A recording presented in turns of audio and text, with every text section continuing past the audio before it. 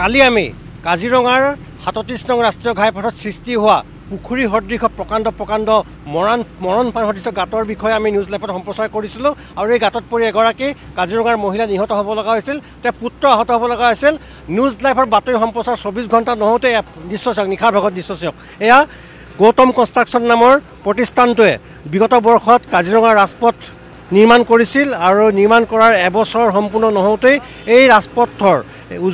উজনি নমনীময় এই যি এটা গুৰুত্বপূৰ্ণ ৰাজপথ এই ৰাজপথত প্ৰকাণ্ড গাঁতৰ সৃষ্টি হৈছিল আৰু এই গাঁতত পৰি বহুকেইটা পথ দুৰ্ঘটনা সংঘটিত হৈছিল আৰু কালি এগৰাকী মহিলা এই গাঁতত আহি আছিল বোকাখাটৰ পৰা পুত্ৰৰ সৈতে আৰু তেওঁলোকে স্কুটি লৈ আহিছিল আৰু স্কুটিৰ চকা সেই গাঁতত পৰাৰ লগে লগে মহিলাগৰাকী উফৰি পৰিছিল ছিটিকি পৰিছিল আৰু মহিলাগৰাকী নিহত হ'ব লগা হৈছিল তেওঁৰ পুত্ৰ আহত হ'ব লগা হৈছিল কাজিৰঙাৰ যি ৩৭ নং ৰাষ্ট্ৰীয় ঘাইপথৰ দুৰৱস্থা মৰণপান সদৃশ গাঁতৰ বাতৰি আমি সম্প্ৰচাৰ কৰাৰ পিছতে এয়া পথ নিৰ্মাণ কৰিছে সংশ্লিষ্ট কোম্পানীটোৱে প্ৰতিষ্ঠানটোৱে আৰু এই মুহূৰ্তত মোৰ সৈতে আছে কাজিৰঙা যুৱ মঞ্চৰ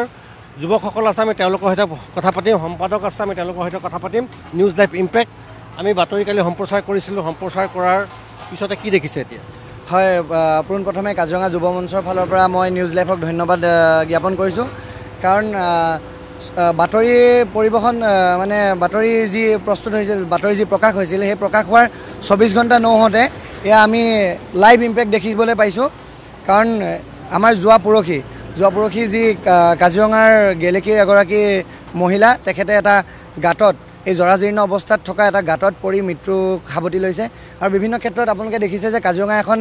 মানে বিশ্বৰ ভিতৰত এখন জাকত জিলিকা পৰ্যটনস্থলী সেই পৰ্যটনস্থলীৰ আজি মানে অৱস্থা বহুত জৰাজীৰ্ণ বাটপথৰ আৰু এতিয়া যি আমি শুনিবলৈ পাইছোঁ যে গৌতম কনষ্ট্ৰাকশ্যনৰ দ্বাৰা এয়া নিৰ্মিত হৈছিল আৰু প্ৰায় এবছৰ নহওঁতে এয়া বাটপথৰ অৱস্থা এনেকুৱা আৰু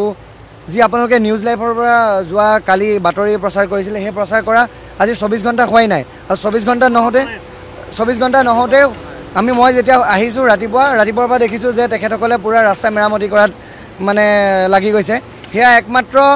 যদি ইমান দিনৰ পৰা আমি দাবী উত্থাপন কৰি আছিলোঁ কিন্তু একমাত্ৰ নিউজ লাইভে যোৱাকালি যি বাতৰি সম্প্ৰচাৰ কৰিলে সেই বাতৰি সম্প্ৰচাৰৰ ইম্পেক্ট বুলি মই ক'ব বিচাৰোঁ নিউজ লাইভৰ বাতৰি ইম্পেক্ট আমি দেখুৱাইছোঁ কাজিৰঙা যুৱ মঞ্চৰ যুৱকসকল আছে আমি তেওঁলোকৰ সৈতে আমি কথা পাতিম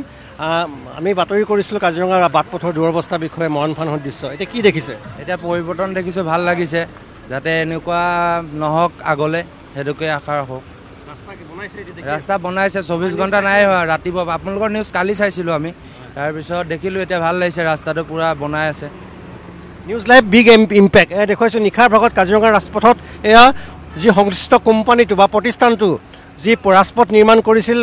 বাগৰিৰ পৰা বোকাখাট পৰ্যন্ত প্ৰকাণ্ড গাঁতৰ সৃষ্টি হৈছিল আৰু এই গাঁত মৰণপান সদৃশ হৈ পৰিছিল আৰু নিউজ লাইভৰ বাতৰি আমি কালি সম্প্ৰচাৰ কৰিছিলোঁ আৰু সম্প্ৰচাৰ কৰাৰ ২৪ ঘণ্টা নহওঁতে এনেদৰে পুৱাৰে পৰা পথ নিৰ্মাণত লাগি পৰিছে সংশ্লিষ্ট কোম্পানীটোৱে নিশাৰ ভাগতো